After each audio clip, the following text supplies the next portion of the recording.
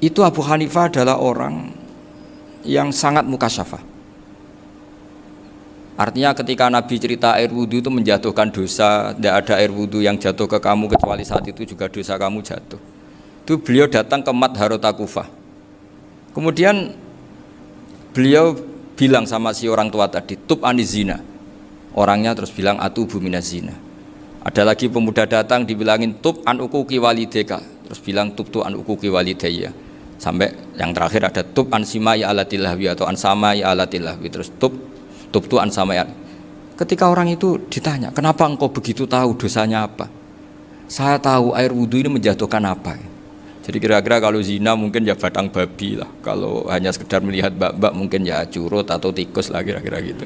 Nak dulu sediluk ya mungkin ya tikus cilik gitu. Nak dulu suwi ya tikus werok itu atau apalah. Pokoknya beliau itu tahu. Tapi anehnya Abu Hanifah apa? Setelah itu dia nangis minta mukasafahnya ditutup. Ya Allah, saya ini mukasafah kok malah menjadi tahu sawatil mukmin. Padahal aturan syariat jenengan man satara musliman satarahu, bahwa enggak baik melihat jeleknya orang mukmin. Minta ditutup. Makanya saya ini bangga ada mukasafah. Makom yang kita sampai sekarang itu makom setelah Abu Hanifah mukasafah. Jadi Abu Hanifah repot-repot mukasafah, minta makomnya ditutup tidak menjadi mukasafah. Dan alhamdulillah kita sudah tidak mukasafah sebelum minta ditutup. Jadi kita ini keren. Keren karena aturannya itu man satara musliman satara huwa, yang tidak tahu aibnya orang muslim maka Allah akan nutupi aibnya di akhirat. Dan kita alhamdulillah barokahnya tidak mukasafah, tidak ngerti aibnya orang mukmin.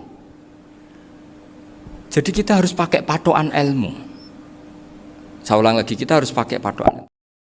Itu diantara di usul fikih diterangkan.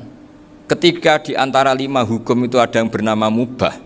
Mubah itu boleh dilakukan, boleh ditinggalkan, dan kalau dilakukan ya tidak berpahala, ya tidak disiksa. Itu ada ulama yang protes. Protes gak bisa seperti itu. Itsma min mubahin ila wa tahaqqaqu bihi tarku haramimma. Fa'il zamu minas sukun tarkul qatli wa minas sukut tarkul qadaf. Tidak bisa, mubah itu tidak ada. Kalau kiai jagungan semalaman, itu Allah ngitungnya itu hada taroka dugem, wahada taroka delok dangdut, wahada taroka kada wakada. Oh, itu luar biasa. Dan kita ngikuti yang seperti itu saja. Gak usah tahajud, gak usah witir telulas, kaya ora kuat timbang gremeng. Sewengi jagungan, setan ngenteni kita tergoda maksiat, ternyata maksiatnya sampai tutup, kiainya masih apa? Jagungan. Jadi jagungan saja ada ilmunya bahwa itu perlawanan terhadap tarkul ma'asi. Sehingga bagaimana Anda katakan mubah ini mubah, toh gunanya adalah tarkul haram. Meskipun efek mubah juga bisa tarkul wajib, wae bojo blonjo turu. Karena wae ngrumat ibuke turu. Itu halal wajib. Jadi mubah itu resikonya ya bisa tarkul wajib, bisa tarkul haram. Sehingga kalau sanad ini terjaga secara baik, secara kultur, saya sering juga jagungan sama Gus Yofur itu mesti tak niati gitu. Jagungan wong alim itu ibadah, dan menikmati ibadah adalah dakbul auliya wa dakbul ulama. Kata Imam Ghazali, pada akhirnya waqud buhadaddin al istilzat bil mubahat.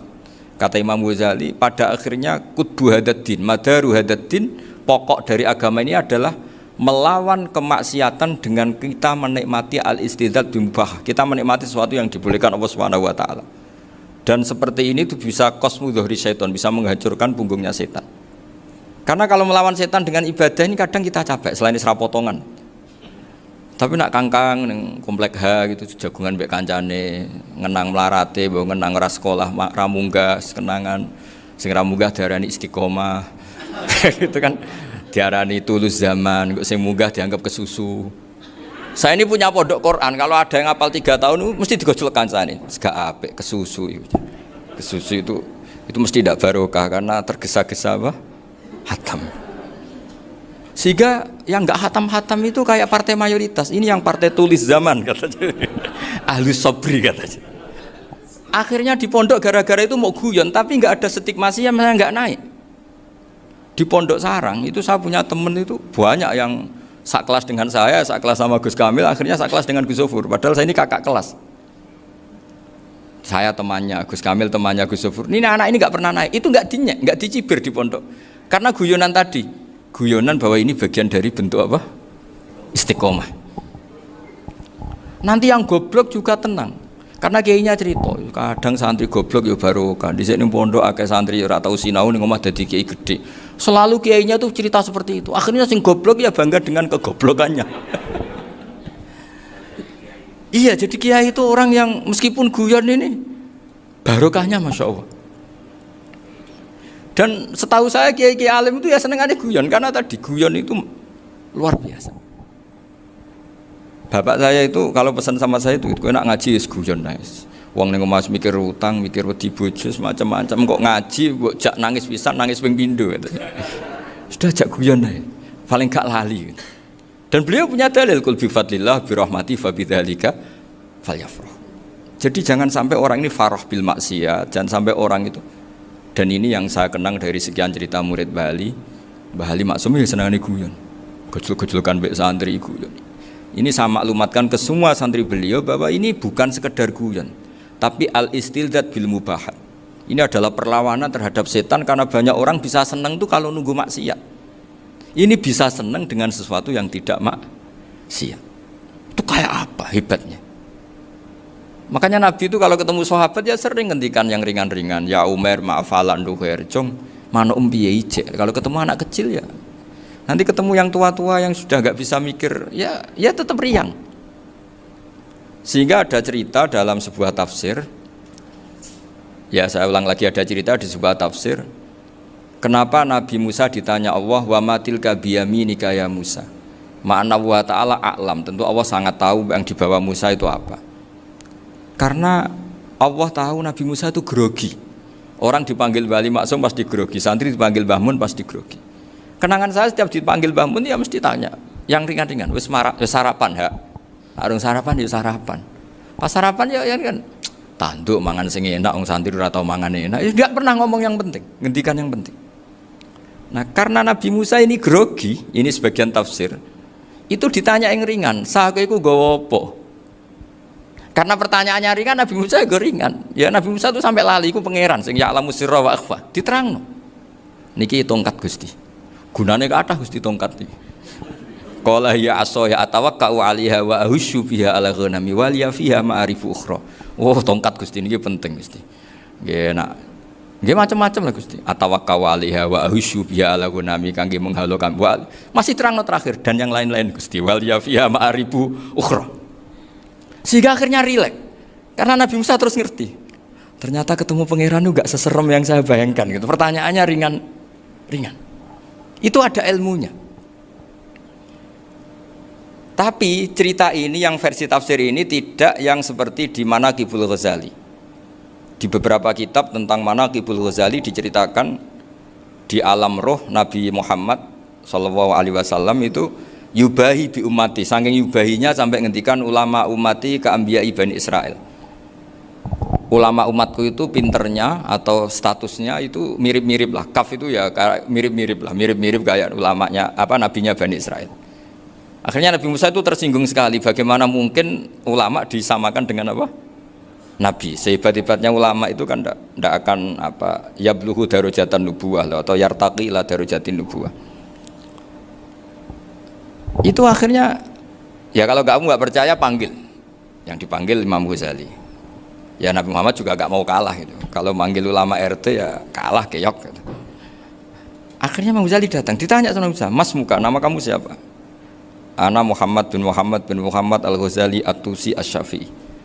Itu disebut panjang. Terus Nabi Musa guyu-guyu. "Kamu ulama kok ngomong yang gak penting, ditanya namanya kok penjelasannya sepanjang itu, dianggap itu satu kesalahan. Masa tanyanya nama kok ditanya jawabnya Muhammad bin Muhammad Al-Ghazali At-Tusi Asy-Syafi'i, kepanjangan itu." Ketika Nabi Musa agak mencibir, agak gimana itu, terus jadi Imam Ghazali, kalau ini masalah, lebih masalah jenengan. Apa itu? Yang tanya jenengan tuh Allah ya'lamu sirra wa akhfa, dan Allah hanya tanya wa ma tilka biyaminika ya Musa. Harusnya jenengan jawab asoya titik, bukan kepanjangan. Atawakkau 'alaiha wa syubha itu kepanjangan. Allah tanya yang di bawah kamu itu apa? Yang di tangan kamu. Harusnya jawabnya hanya asoya. Tapi kenapa penjelasannya sepanjang itu? Sampai terakhir waliya fiha ma'arifu ukhra. Terus pinter tenan cek gitu. Terus ada Nabi Muhammad, Nabi Musa terus bilang, ya pinter tenan dan gitu. Padahal kita tidak pernah GR seperti itu kan, kebetulan Imam Ghazali gitu. Kalau yang lain mungkin ya keok lah kira-kira gitu. Tapi ini cerita dalam khazanah keilmuan. Benar yang dikatakan Gus Zofur. Saya termasuk orang yang pernah mondok Lirboyo Pasanan. Jadi setelah saya disuruh nemani Gus Kamil, tahun berikutnya Gus jenengan disuruh. Pokoknya anakku mbah sak wulan lah kudu tahu mondok Lirboyo. Piye aku tahu ngaji Wakarim. Terus yang disuruh mbaturi Gus Kamil itu saya. Jadi saya pernah 1 bulan tuh di Lirboyo. Karena saya ini santri beling ya, kontraknya pokoknya penting ziarah Bakarim. Biasanya nggak pernah ngaji, ya. Pokoknya gerbar ngisa. Ziarah ya sudah. Ngaji subuh ingat saya sama Gus Imam. Itu dari 17 hari ingat saya ngaji 2 kali. Tapi kalau ziarah ke Bakarim sudah lupa jumlahnya karena memang kontraknya disuruh ziarah. Sampai seperti itu. Dan saking senengnya bangun sama Bakarim saya masih ingat. Ngamplopi salam template itu masih ingat untuk Gus Anwar, untuk Gus Imam, untuk Gus Kafabi, termasuk untuk Gus Maksum. Itu malam-malam saya dijak ngamplopin. Zaman itu saya masih ingat selawewu. Zaman itu kos 1 bulan itu 13.000. Jadi kira-kira kalau 25.000 itu untuk kos 2 bulan. Jadi saya krusnya itu pakai kos. Saya masih ingat Mondok Sarang itu kos 1 bulan 13.000. Berarti kira-kira 500.000 itu di amplopin sendiri sama Bangun. Ini untuk Gus War, ini untuk Gus Imam, ini untuk Gus. Padahal Gus Imam ini mondoknya sudah di Mbah Mun. Itu Mbah Mun hormatnya sampai untuk jatah salam template. Nah yang ribet kebalikannya, kita pulang Gus Imam karena melihat Gus Kamil ini putrane Mbah Mun, Gus Kamil disangoni. Saya juga disangoni karena Gus Imam dulu ngaji juga sama Pak D saya, sama keluarga saya. Itu kata Gus Kamil setelah keluar, mau kamu nih gua abal ya, boten berarti gua aku. Karena ini penting, ini kalau sampai dianggap tukar guling, ribet deh. Jadi ditakwil sendirilah, mau kamu nih gua abal ya, boten Gus, yes berarti halal.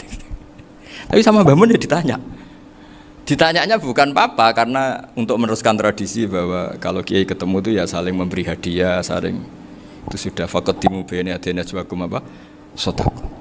Sehingga ketika Krapyak ini punya Bali Maksum alim alama, kemudian melahirkan murid-murid yang juga ipar kayak Mbah Warsun bisa ngarang apa Kamus Al-Munawwir, Pak Bik juga punya karangan Kamus Al-Muasir. Saya itu punya semua.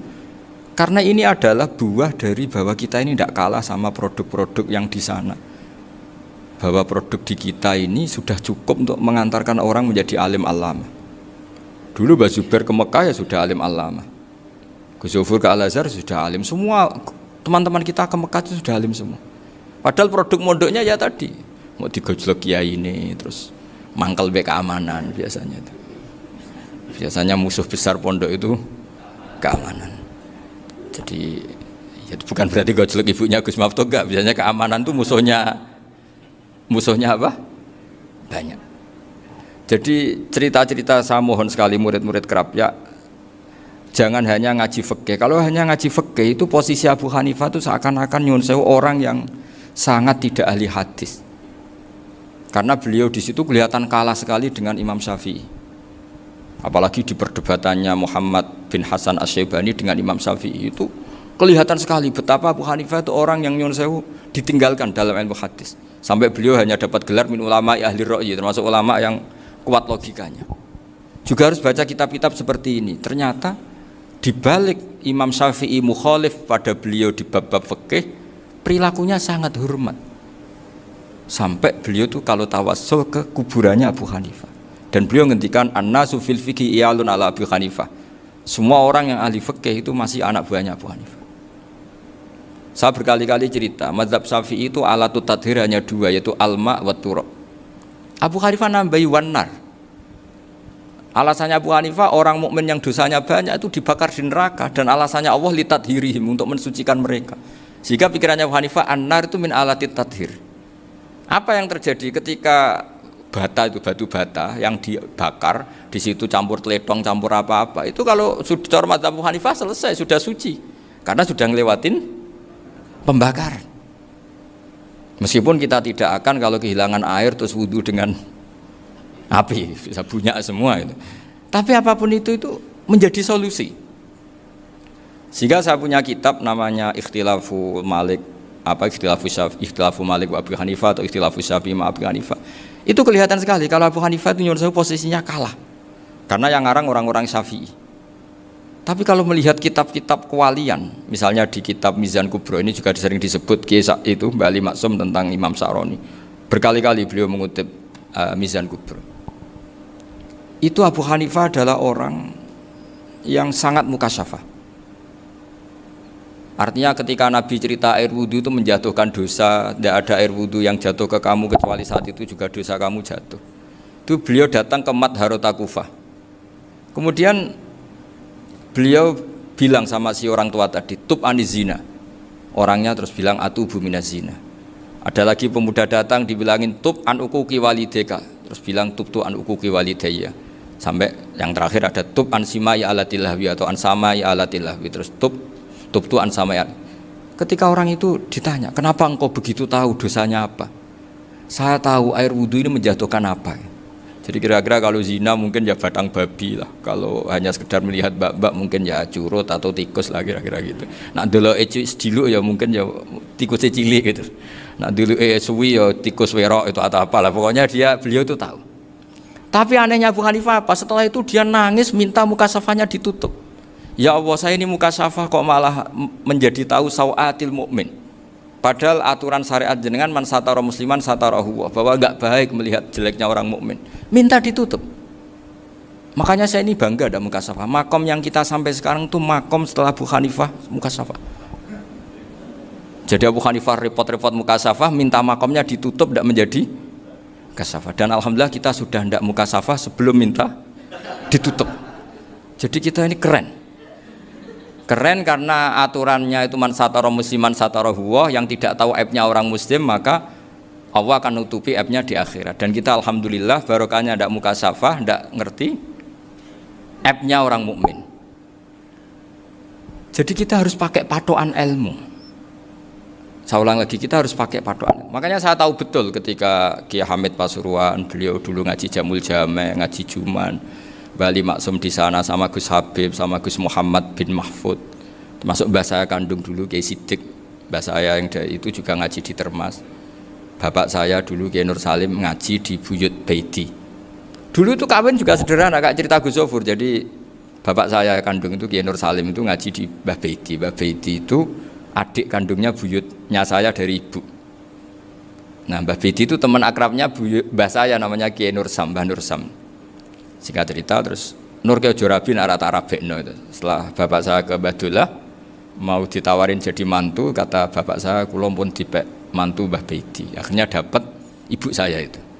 Karena ibu saya itu cucu Mbah Baiti, cucu lambung. Jadi mbahnya ibu saya itu Mbak Yunya Mbah Baiti. Namanya Mbah Sofia tadi yang dapat Mbak Idris itu. Yang Mbak Idris ini bin Umar. Ya Mbah Umar yang mbahnya Mbah Hamid, Hamid bin Abdul bin Umar. Kalau bahasa itu Fatimah binti Idris bin Umar. Dulu kecilnya Mbah Idris namanya Abdul Khalik. Kalau kecilnya Mbah Hamid namanya Abdul Mukti. Kalau kecilnya Mbah Maksum namanya Muhammadun kalau nggak salah. Dulu itu orang dulu itu namanya dua-dua karena diganti ketika musim apa? Haji. Jadi ini terjaga. Sehingga tidak ada ceritanya kiai-kiai yang jagongan kemudian santrinya itu yang agak-agak khawarit. Kiai kok sungi-sungi jagongan, gak tahajud, gak duha, itu tidak ada seperti. Karena ini dianggap fi'lul mubahat untuk melawan mungkarat. Jadi sehingga di kitab Ikhya diterangkan, kamu jangan ngira orang-orang soleh ketika jagungan itu min ahlil bitolah wa takasul. Itu orang-orang yang pemalas itu enggak. Tapi mereka bisa mengasyiki Allah. Bahwa dalam jagungan ketemu teman ya asik, gejul-gejulkan sama Pak Maftuh ya asik. Dan keasikan ini bentuk perlawanan terhadap keasikan harus dengan maksiat. Itu kayak apa kalau kita ngaji sampai seperti itu. Termasuk tadi yang diceritakan Pak Maftuh kitab Hunyah. Semoga beliau cerita juga pernah belajar. Saya pernah belajar kitab Hunyah khatam. Itu diantara yang diceritakan Syabdul Qadir Al-Jilani tadi, kata beliau Al-Jilani dipakai Jim Al-Jilani.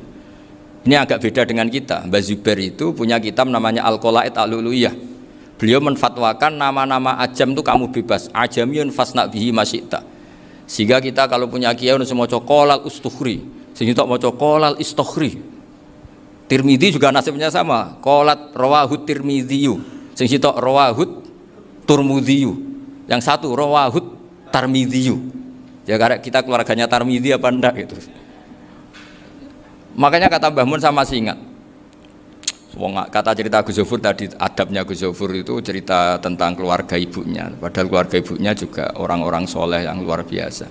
Itu kata Mbah Mun, kowe roh jenenge Imam Bukhari tahu ya. Jenenge sapa? Saya nyebut Muhammad bin Ismail bin Ibrahim bin Muhirah bin Bardasbah.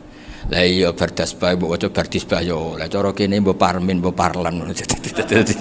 Jadi Bardisbah mbok Bardasbah iku cara kene yo Parmin mbok.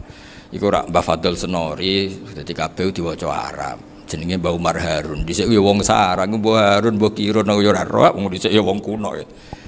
Jadi kalau versi Mbah Fadl termasuk yang pertama bikin nasab Mbah Maksum itu tulisannya Mbah Fadl yang dikutip Habib Haidar tadi. Ya saya seperti Gus Zofur juga mencari-cari hubungan ulama-ulama di Jawa itu Mbah Mun itu kalau bicara ya mbahku orang sing jenenge Kiai Serut. Kalau ditulisannya Mbah Fadl itu Syaraf. Jadi Mbah Fadl itu fanatik orang-orang alim itu ditulis Arab, kalau Mbah Mun itu Jawa. Dulu itu ada wali seto di daerah saya. Dulu orang ya janggal, ternyata ada sato itu kesamaan di Arabnya itu.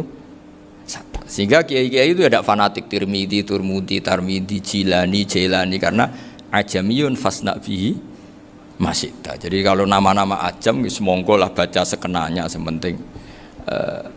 Cuma mungkin tahqiqnya benar Pak Maftuh tadi memang di Mu'jamul Buldan itu Al-Jilani bikasri jim ya sudah kita baca Al-Jilani.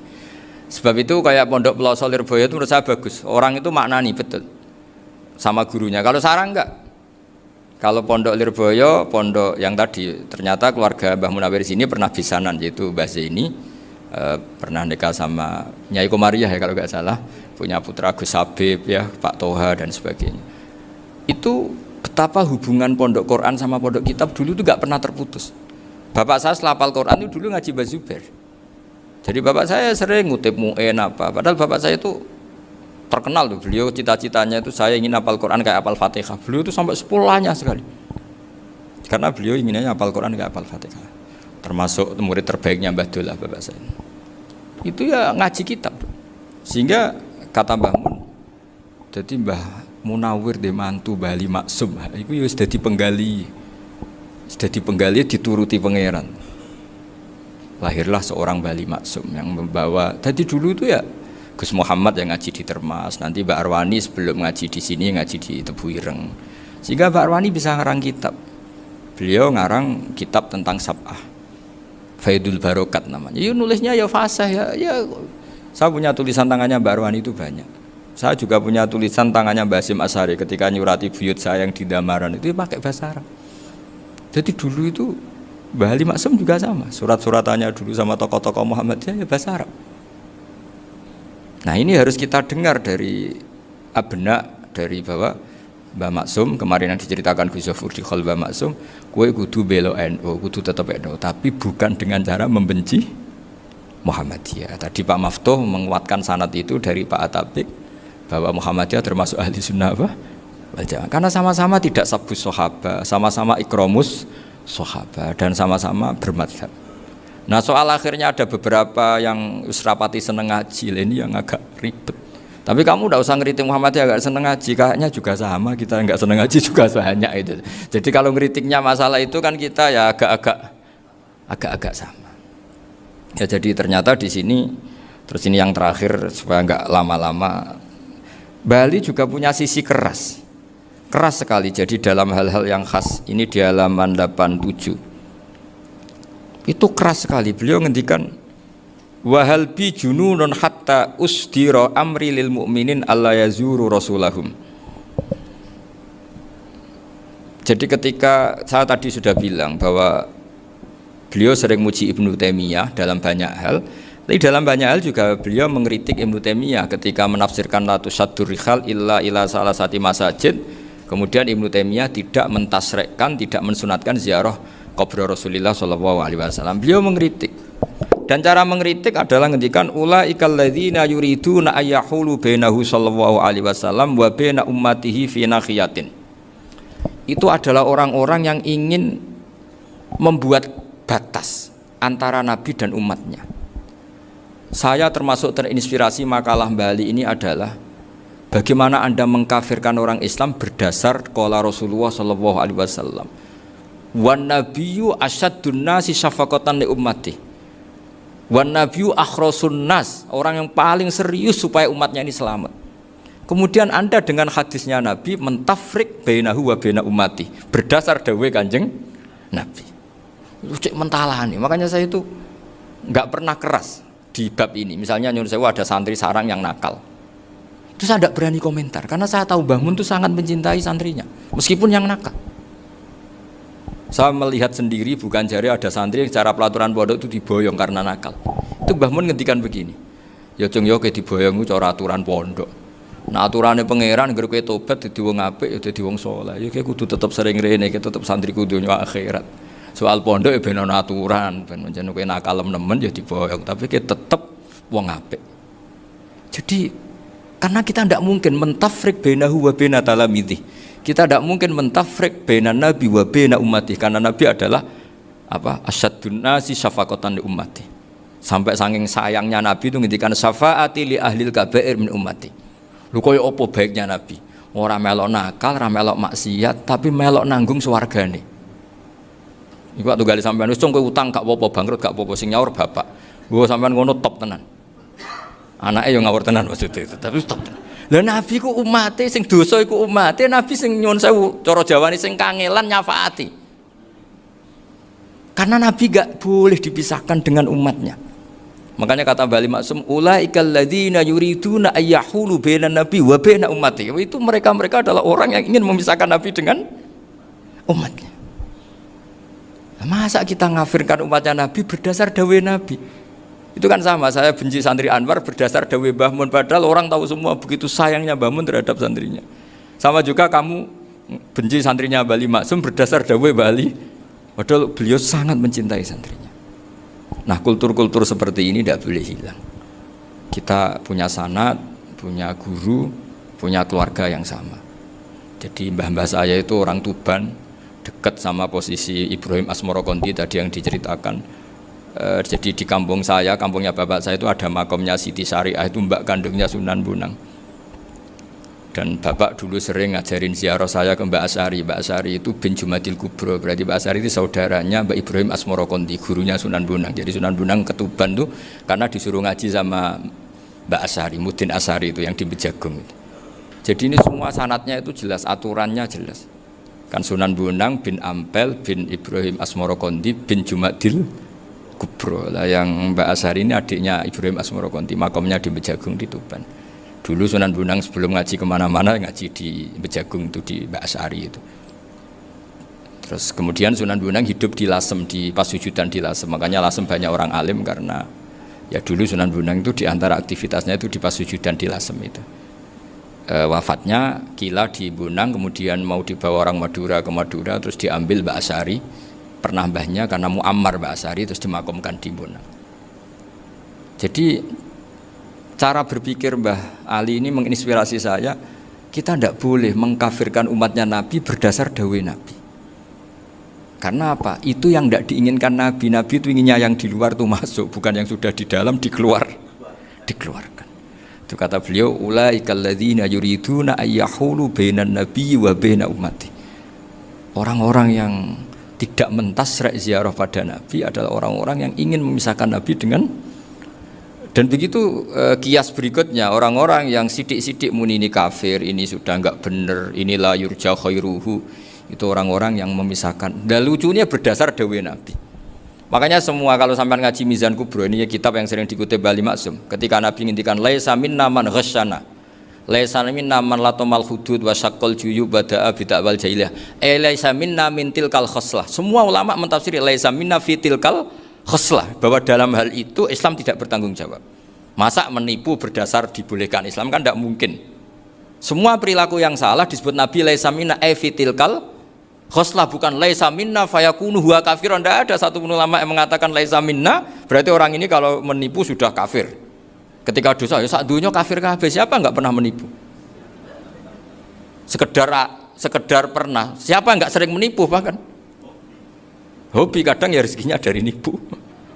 Lah itu kalau betul maknanya laisa minna terus kafir, semua orang di dunia kafir. Karena siapa sih yang selain Nabi yang enggak, selain Nabi kan enggak mungkin apa? Maksum. Belum lagi menurut teori usul fikih ada nipu yang wajib. Ya kan, misalnya kita orang baik ketemu orang dolim yang memburu perempuan mau diperkosa terus bersembunyi yang kita tahu, kita wajib nipu apa wajib jujur? Ketika orang dolim tanya, perempuan tadi kemana? Wajib nipu apa wajib jujur? Wajib nipu, karena kalau kita jujur berarti memberi peluang orang dolim menemukan buruannya. Jadi betapa alimnya. Dan ketika kitab Mizan Sa'roni dipakai Bali, dipakai Mbah Mun, saya pernah ngaji Mbah Mun, terus kita tahu maknanya laisa minna fi tilkal khoslah. Sehingga kita tidak mengatakan laisa minna dengan terjemahan letterlek tidak termasuk umatku. Kita tidak akan menambahi fa tafriq fayakunu kafiran, tidak akan selamanya. Karena maknanya laisa minna fi tilkal khoslah. Kenapa kita selalu begitu? Karena enggak mungkin kita memisahkan umatnya Nabi dengan Kanjeng Nabi berdasar dawuh Kanjeng Nabi. Karena Nabi adalah berstatus bil mukminina raufur rahim. Ya terus ini mohon maaf sekali ini yang saya bisa, tapi saya mohon kajian kitab Ahli Sunnah saat tadi sudah matur Gus Afif, Gus Picon supaya kitab ini ditakriri lah, supaya apa ya, lebih apa ya, dan yang narkiri harus santrinya, jangan bebankan saya. Ini santri yang pernah mulai sama-sama. Biasanya kalau orang NU pesantren terus orang usul jenengan mawon. Senenge lempar-lemparan, itu kata bapak saya, tawaduk itu keliru aja. Tawaduk itu aslinya wong ra tanggung jawab, ben ketok Islami bebo tawaduk jadi. Jadi tawaduk itu orang yang sebetulnya agak punya tanggung, ben kesane Islami pura-pura tawaduk.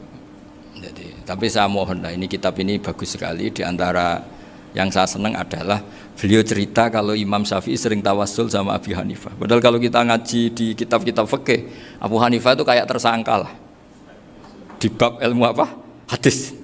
Sampai biasa kan di kitab Minhajut Thalibin, walaysa li Abi Hanifah hadisun sahihun.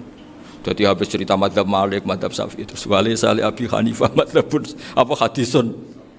Wah, kasihan ini. Tapi kalau kamu ngaji Mizan Kubro, Abu Hanifah ini dapat posisi.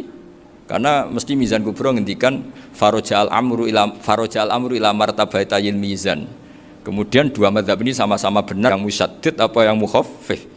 Misalnya dosis tinggi apa dosis ringan, monggo. Dan itu saya ulang lagi, kitab-kitab yang sering dibaca Mbah Ali Maksum, kemudian Mbah Mun, guru-guru kita. Dengan demikian maka benar Gus Sofur tadi, kultur kita, tradisi kita tetap terjaga.